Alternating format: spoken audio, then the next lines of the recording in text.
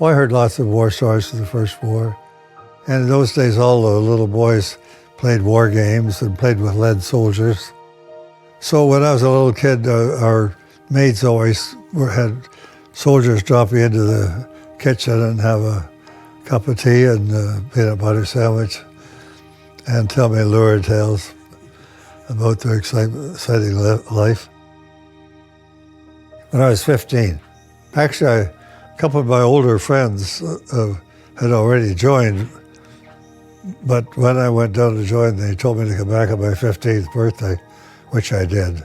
Well, of course, when I was in high school, we were watching the ascent of Mussolini and Hitler, and for skits in our school play, we were always mimicking Hitler, mimicking Mussolini, and rather making fun of them. We took them Nazis and fascists as a joke. We thought they were so serious with their goose-stepping soldiers and very pompous, self-important people.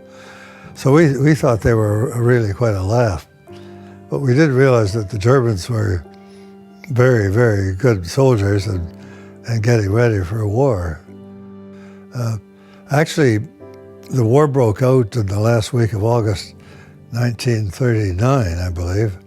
And I was on a cruise down the Rideau River, but it was a very hot night, and the lockmaster allowed me and Harry Swam, with whom I was sailing, to sleep in the blockhouse. At about 11 o'clock, he came and knocked on the door and said, "You fellas wearing them khaki clothes, I figured it had something to do with the army." He said, "You might like to know that on the news just said that Britain has declared war on Germany."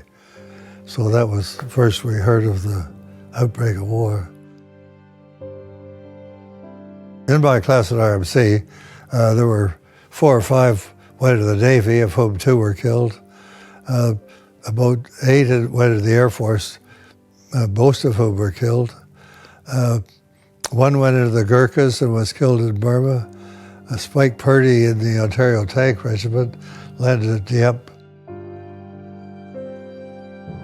I was with the 14th Coburg Battery, and we supported the Royal Hamilton Light Infantry, called the Rileys.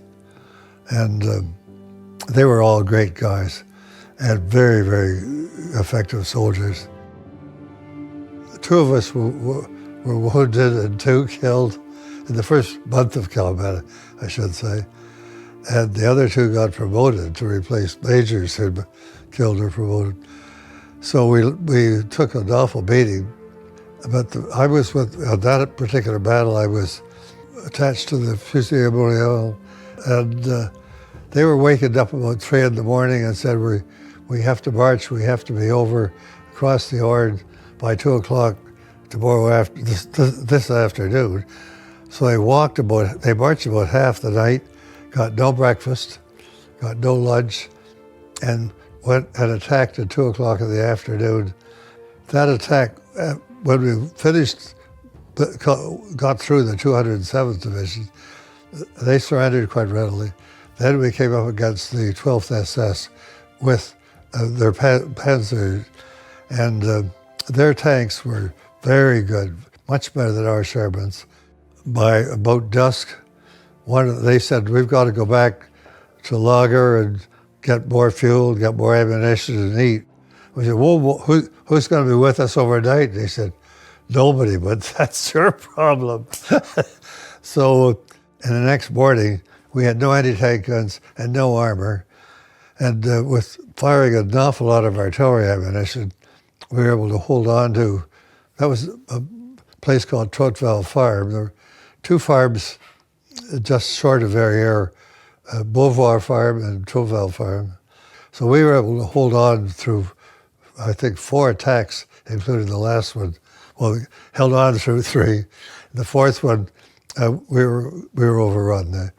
These in their camouflage smocks, these Panzer Grenadiers from the 12th SS running along between the tanks, and our shells were bursting around them, and they just kept running along between the tanks, which sheltered them. First thing we knew, at the FMI were surrendering. There were in my company, by that time, there were only 17 left, of whom 12 were wounded. So at that point, when I saw going to surrender, we jumped in our carrier and made a run for it. We thought, first of all, we're going to try to crawl out through the grain when the carrier wouldn't start. But eventually my driver, Chris May, killed shortly later, got the thing going, and we made a run for it. But these German tanks kept spraying us. My carrier had about half the paint chipped off with God knows how many rounds of ammo they fired at us. We kept scrunching down. We had a couple of these tins of hardtack lashed on top of the carrier, over top of the engine compartment. And the bullets from these machine guns tore those cans all to shreds. And white dust was scattering all over us. We thought, oh God, this must be some sort of chemical weapon.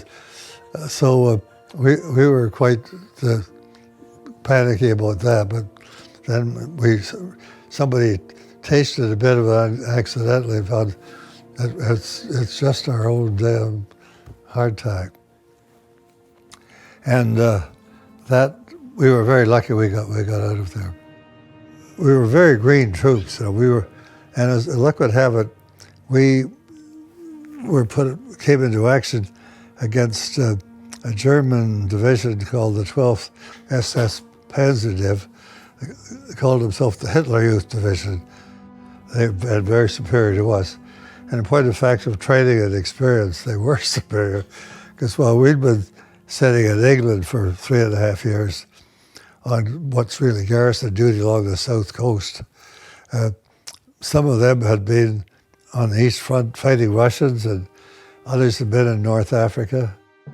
On the 25th of July, the 2nd Division attacked from Ypres down toward the Verrières Ridge, a very tough battle.